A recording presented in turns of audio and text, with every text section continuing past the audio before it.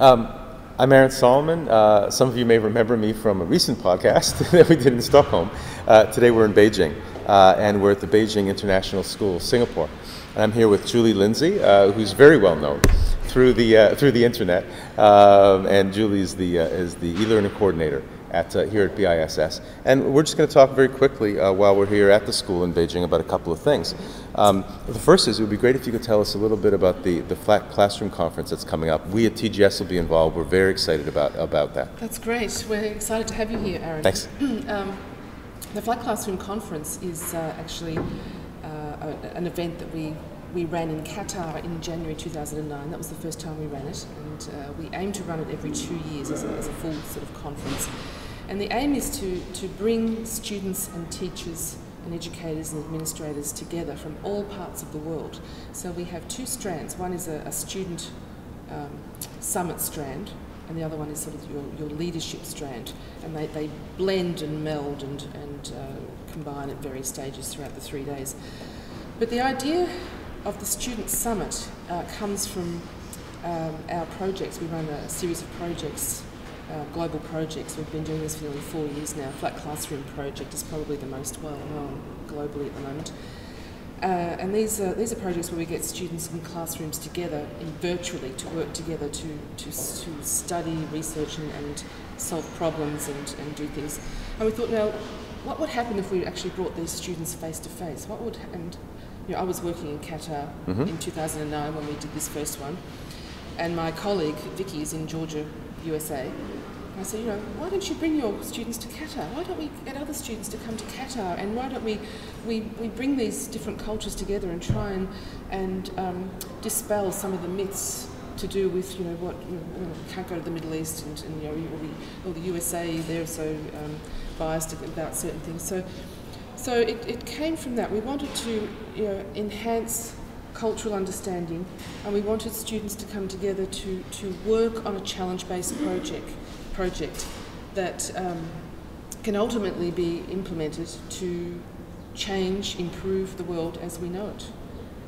So what we did in Qatar, actually, the students ran through a process where they needed to think of how they could improve education. They pitched some ideas. They received feedback from the leadership strand. It was sort of a whole process. And then the top teams, student teams, which were mixed classroom teams, of course, the top teams actually worked for a whole day on a piece of multimedia to actually pitch that final idea, and which they presented to the whole conference at the end. But interestingly enough, that the one that was voted internationally as the best idea, they called themselves erasing racism. Sure. And what we did with that idea in September 2009, last year, we implemented it as a full global project. So we created a global debate between classrooms around the world, and we ran through a whole sort of debating format, fairly traditional format, but all in a virtual environment. So we used tools like VoiceThread and Ning and Wiki and things like that.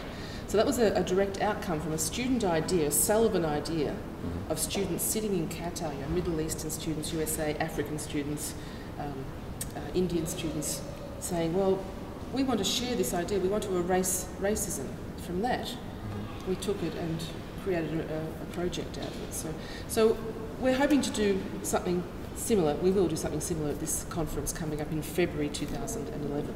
In some ways, it's kind of like a mini Davos, where you're creating synergies with the kids through their presence. And I'm curious, so when the conference is over, what are the plans for having ongoing kind of touch points and through lines, so that what they learn here and what they share and experience here, they're able to then take and contribute in their local communities, and also find ways to continue to distribute? Sure.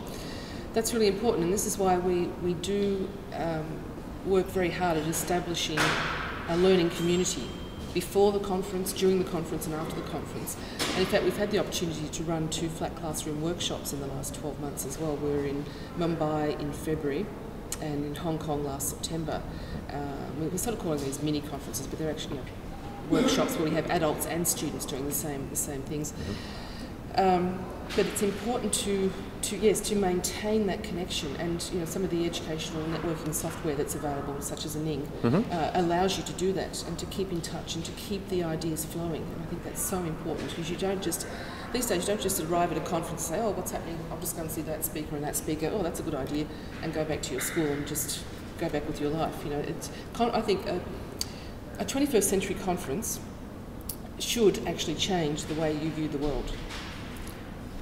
Absolutely. And that's what we're trying to do.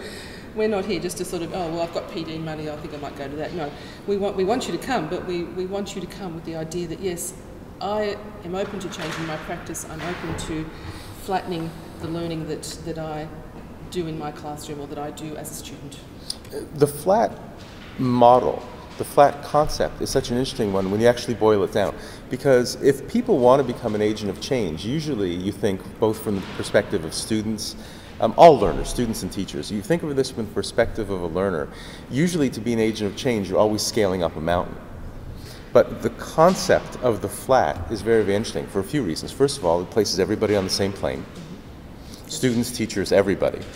Through using the most leading edge contemporary technologies, you're able to get people from all over the world who share the technology platform on the same level. So I think once you kind of take out that metaphorical figurative mountain and you get everybody on the same plane, then the question, as I said before, becomes what kind of synergies, what kind of forward motion can you do it? And I think that ties into the way that people use and think about technology.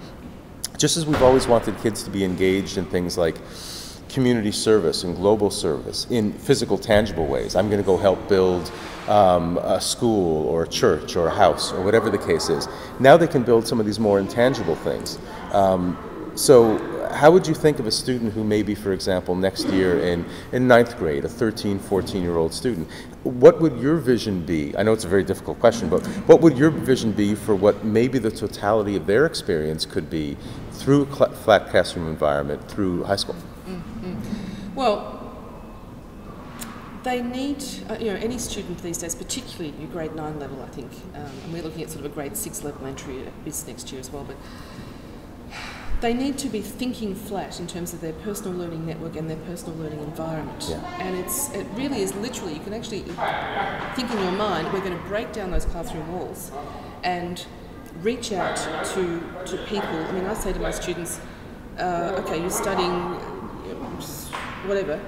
Have you spoken to someone who's in that field? Don't just read a book or on a website. Reach out and find out who is in that field and put them into your network.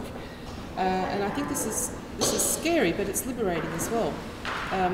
The workshop that we ran in Mumbai, we developed a very vital virtual piece to that. So we had over 50 people, 50 virtual participants in that workshop who were there for the student teams and adult teams, and they were actually as advisors, as team members, helping to edit the wiki, helping to do research, helping to find resources, sharing multimedia, actually providing multimedia for the students to put into their final multimedia pieces. So it's that opening your mind and opening up to the possibilities that this can happen now with using the technology.